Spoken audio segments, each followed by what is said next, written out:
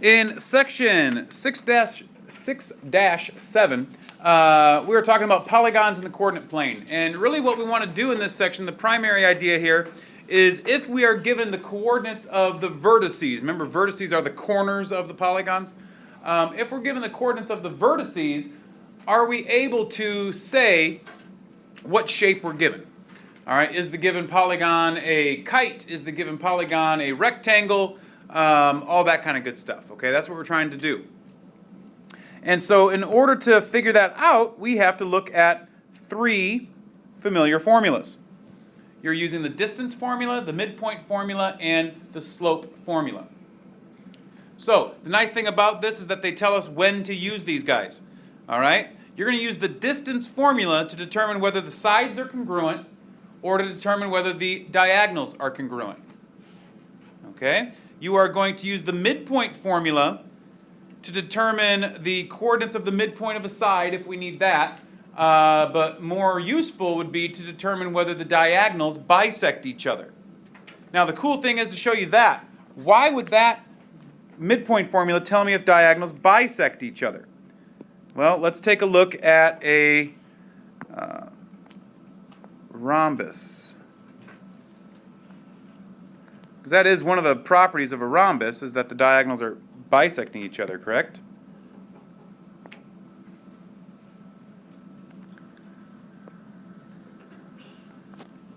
Okay.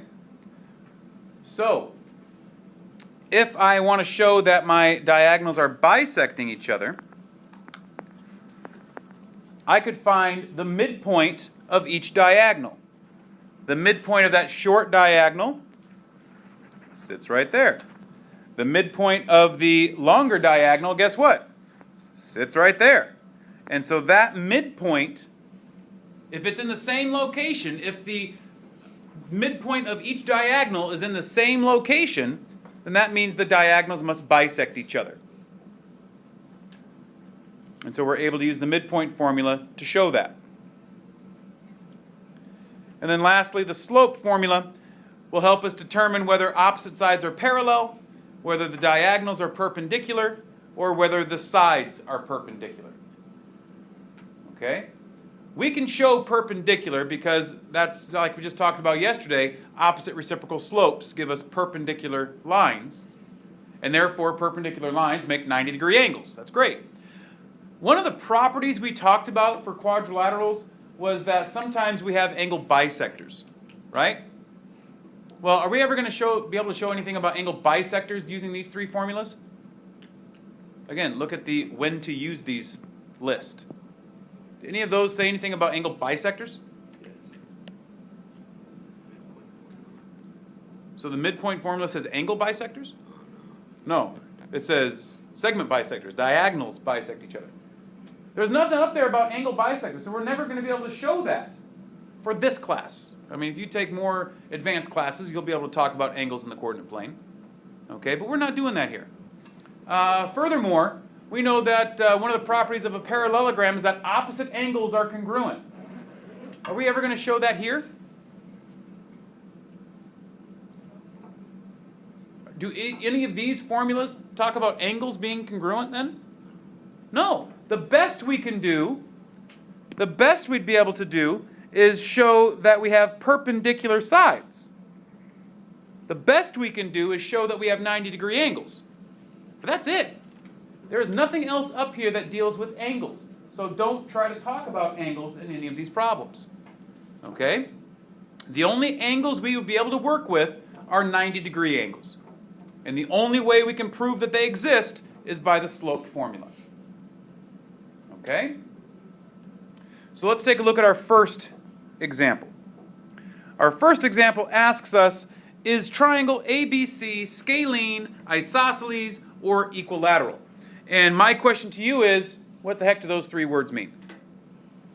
Scalene means that none of the sides are congruent. Isosceles means that the two legs are congruent. And equilateral means that all are congruent. That is excellent. Yes. Scalene means that all three sides have a different length. Okay? All three sides are a different length. Isosceles means that two sides are the same length. And equilateral means all three sides are the same length. So how are we going to find length in the coordinate plane? Distance formula, absolutely. So step one is we got to find out what are the coordinates of our 3 points, A, B, and C. So looking at the graph, where is A located? 0, 1. Where's B located? 4, 4. And where is C located? 7, 0. So we now need to go through and do the distance formula 3 times. This is not just a matter of doing it once. We got to find out the length of all 3 sides of this triangle to be able to determine is it scalene, isosceles, or equilateral. So the distance formula is at the top of the page. We can go ahead and plug into it for the length of line segment AB. So we're going to take x sub 2, I'll call that 4, minus x sub 1 squared, plus y sub 2, which I'll again have to go back to 4 then. I'm using B as my second point. 4 minus y sub 1 is 1. And so we have the square root of 4 squared plus 3 squared. Well, 4 squared is 16, and 3 squared is 9. So what's 16 plus 9? 25. And what's the square root of 25? So we know that AB has a length of 5.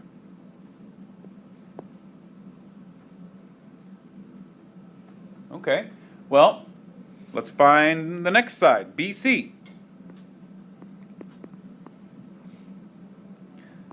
So again, x sub 2 minus x sub 1, so I have 7 minus 4 quantity squared, plus y sub 2 minus y sub 1, so 0 minus 4 squared. I have the square root of 3 squared plus negative 4 squared, which is 9 plus 16. Hey, we just did that. 9 plus 16 is the square root of 25, which gives us 5. So we have now eliminated one of our options. We can say without shadow of a doubt that that triangle is not scalene. But now we have to find out, well, is it isosceles or equilateral? Do not simply look at the diagram and try to determine that. You have to give me some kind of algebraic or mathematical proof, okay? Because I'll tell you right now, on the ACT or the NISA or any kind of standardized test like that, they are not going to simply give you a diagram that you can just look at and say, oh, well, it's just this, okay? They're going to tweak the diagram so that it doesn't look like what they're asking you to show that it looks like. Okay, so another example of that is like on the diagrams that I gave you for homework. Please do not just try to look at them and say, oh yeah, they're parallel, or nope, they're not. Actually find the slopes. Actually do the math to find out, are these parallel, perpendicular, or in this case, is that third side length 5? We've got to find out. So we're finding the length of AC. So AC, we take the square root of 7 minus 0 squared plus 0 minus 1 squared. So 7 squared plus a negative 1 squared is 49 plus 1, which is the square root of 50. Now, did they ask us to actually find the lengths of each side? Did they specifically say what is the lengths of each side? No, they didn't. They said, is it isosceles, equilateral, or scalene? Well, therefore, I don't need to go through and reduce this down. Hopefully you all remember how to do that from the first semester, that we would say, all right, well, that's the square root of 25 times the square root of 2, so the answer is 5 square root of 2. Okay, but we don't have to do that.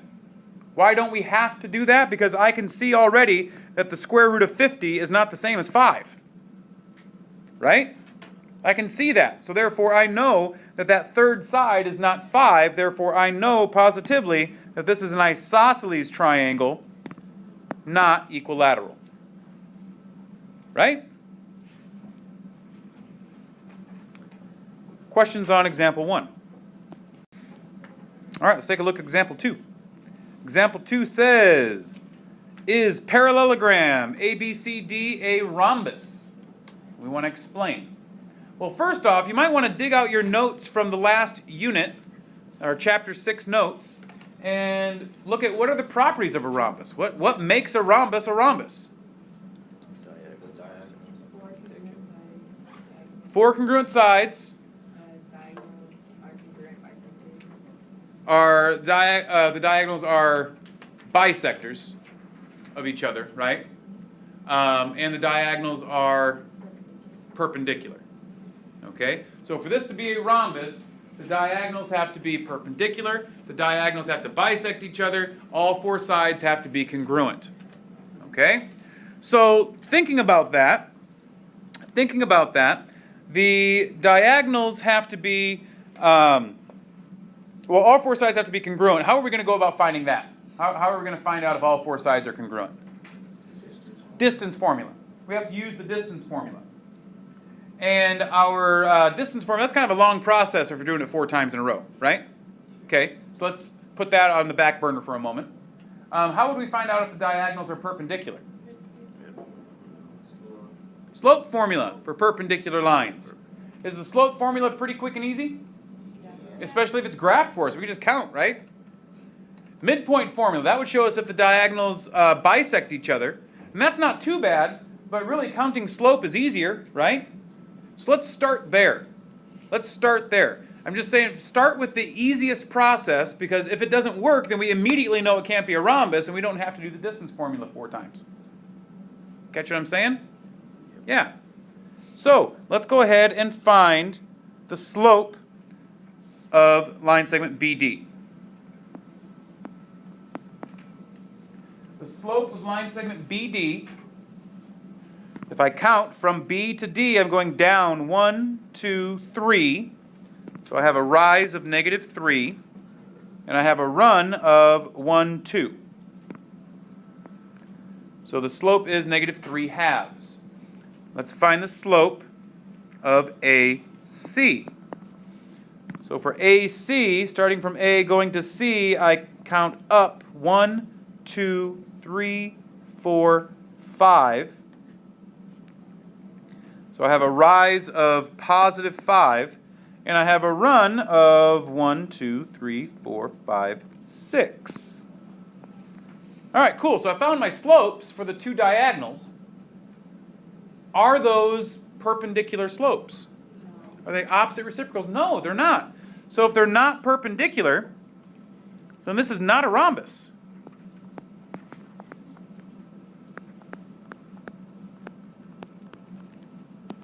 Again, start there. We know that the diagonals have to be perpendicular to be a rhombus, so start with that, because that's fairly easy to figure out given the diagram. Okay? Otherwise, you're stuck doing the distance formula 4 times, only to find out at the 3rd time, oh, those sides aren't the same. Okay? So start with something easy if you can. Let's go to the back side of our notes. All right, one more example here. We want to find out, for example A, we'll just start with part A here. For part A, we want to know, is parallelogram MNPQ a rectangle? Well, things we could do. First off, we could get out graph paper and we could actually plot these points and draw the rectangle and go from there. Okay? But that's not always the easiest way to do it, because a lot of times when they do this, they give you rectangles that are off to the side like that, where it's not easy to count perpendicular, just counting up and down, left and right, all that kind of stuff. And so I wouldn't necessarily want to do that. But what I can do is just organize my thoughts by simply drawing a rectangle and labeling it. All right, if I label this point M, then I know that that's at 0, 1. Then remember, whenever you name a polygon, you start at a vertex and you work your way around clockwise or counterclockwise. Don't jump around. So if that's M, I'm going to go clockwise, making this N at -1, 4. Then P at 2, 5. and then Q at 3, 2. Now, are those actually where they would be if I graph this? No, but it's organizing my thoughts.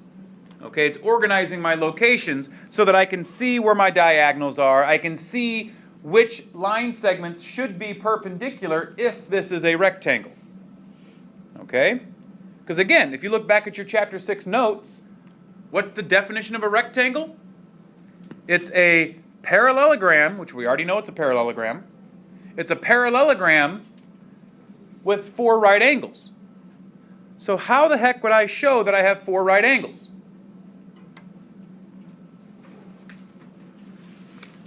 What do we think?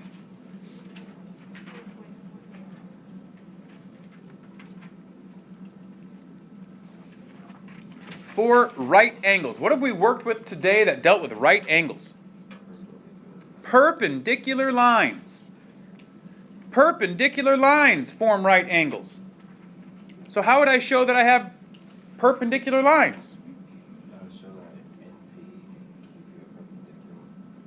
that NP and QP are perpendicular.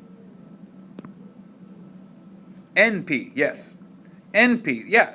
Showing those two segments are perpendicular. Now I can't just do it in one spot. I've got to do it in a couple spots, right? So absolutely. So let's go ahead and find the slope of NP. So I label it as a subscript so that I know what that slope is for. That's the slope of NP.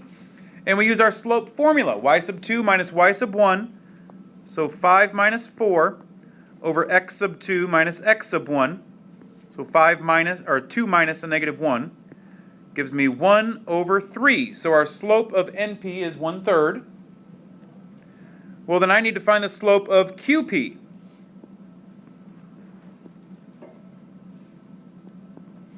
The slope of QP, again, y sub 2 minus y sub 1, so 5 minus 2 over x sub 2 minus x sub 1, so 2 minus 3. I get 3 over negative 1, which gives me negative 3. Are those opposite reciprocal slopes? Absolutely they are. And so then yes, this is in fact a right angle. Well, because we have a parallelogram, and I know it's a parallelogram because they call it a parallelogram, then I know opposite angles are congruent, so there's another right angle. Okay? And because it's a parallelogram, that means the opposite sides are going to be parallel, right? Well, if the opposite sides are parallel, that means if NP has a slope of 1/3, that means the slope of MQ is also 1/3. And if the slope of QP is negative 3, that means the slope of MN is also negative 3. Which again shows us that, hey, we must have right angles. You guys with me? Yeah? Cool. So then, yes, it's a rectangle.